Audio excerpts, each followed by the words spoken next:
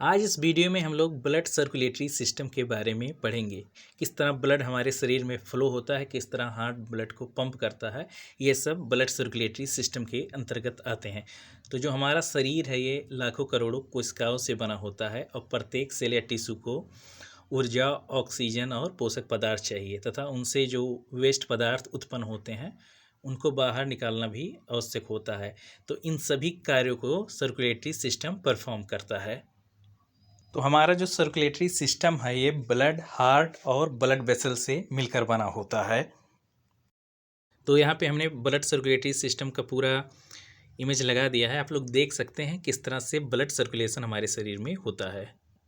अब जानते हैं हार्ट के बारे में। स्ट्रक्चर ऑफ हार्ट, हार्ट किस तरह बना होता है और हार्ट में कौन कौन सी मसल्स होती हैं। तो हमारा जो हार्ट है ये एक मस्कुलर ऑर्गन है। यह मुट्ठी के बराबर आकार का होता है और यह छाती के बीच थोड़ा बाईं ओर स्थित है। इसमें 4 चैम्बर पाए जाते हैं। तो ऊपर के दो जो कक्ष होते हैं उनको अट्रिया कहते हैं, राइट एट्रियम और लेफ्ट एट्रियम। नीचे के दो कक्ष हैं उनको वेंट्रिकल्स कहते हैं, राइट वेंट्रिकल और लेफ्ट वेंट्रिकल। वेंट्रिकल्स का काम होता है ब्लड को पंप करना। अब जानते हैं कितने प्रकार के सर्कुलेशन हमारे शरीर में होते हैं। तो एक होता है पल्मोनरी सर्कुलेशन और एक होता है सिस्टमेटिक सर्कुलेशन।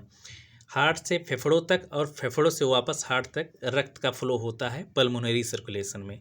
और सिस्टमेटिक सर्कुलेशन में हार्ट से पूरे शरीर में और शरीर से वापस हार्ट तक यहाँ पर रक्त का फ्लो होता है। तो ये सिस्टमेटिक सर्कुलेशन का काम होता है। पल्मोनरी सर्कुलेशन और सिस्टमेटिक सर्कुलेशन दोनों को मिलाकर डबल सर्कुलेशन कहते हैं।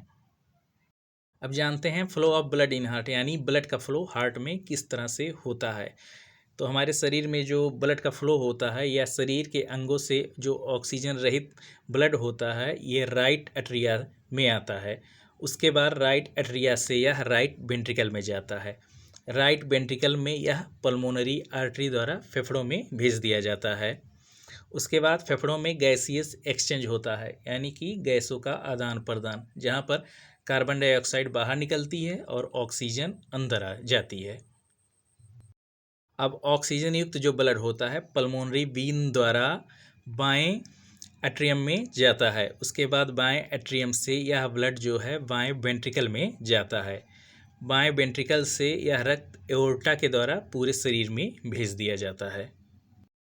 अब जानते हैं हार्ट वाल्व्स के बारे में, यानी कि हमारे हार्ट में कितने प्रकार के वाल्व्स पाए जाते हैं।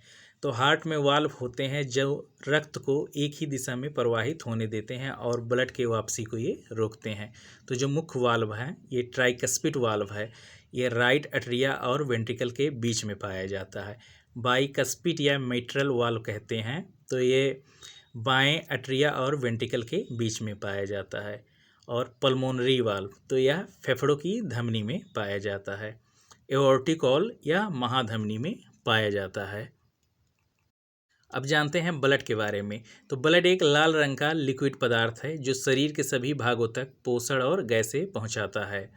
पार्ट्स ऑफ ब्लड की बात करें तो आरबीसी, डब्ल्यूबीसी, प्लेटलेट्स और प्लाज्मा, इन सब चीज़ों को मिलाकर ब्लड बनता है। आरबीसी का काम होता है ऑक्सीजन को ले जाना। आरबीसी में हेमोग्लोबिन पाया जाता है जो ऑक्सीजन से बाइंड होके ऑक्सी हेमोग्लोबिन बनाता है और ये ऑक्सीजन को शरीर में पहुंचाता है। डब्ल्यूबीसी का काम होता है शरीर को रोगों से डब्ल्यूबीसी बचाता है।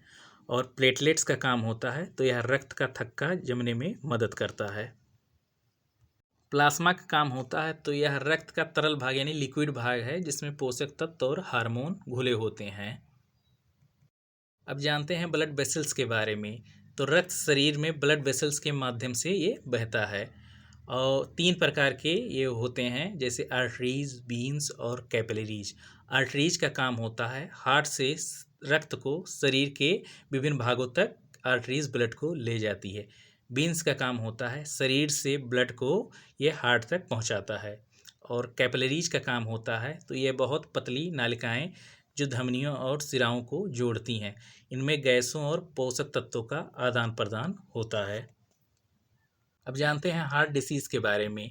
तो हार्ट अटैक, जब हृदय में रक्त आपूर्ति रुक जाती है तब ये हार्ट अटैक होता है। हाई ब्लड प्रेशर, जब रक्त का दबाव बहुत ज़्यादा बढ़ जाता है आर्टरीज और वेन्स पे तो ये हाई ब्लड प्रेशर की समस्या होती है। एनीमिया, जब शरीर में हेमोग्लोबिन की कमी होती है तब एनीमिया होता है। स्ट्रोक, जब मस्तिष्क में ब्लड का फ्लो रुक जाता है तब स्ट्रोक होता है। अगर आप लोग को वीडियो अच्छा लगा है तो ज़्यादा से ज़्यादा चैनल को सब्सक्राइब करें, वीडियो को लाइक करें।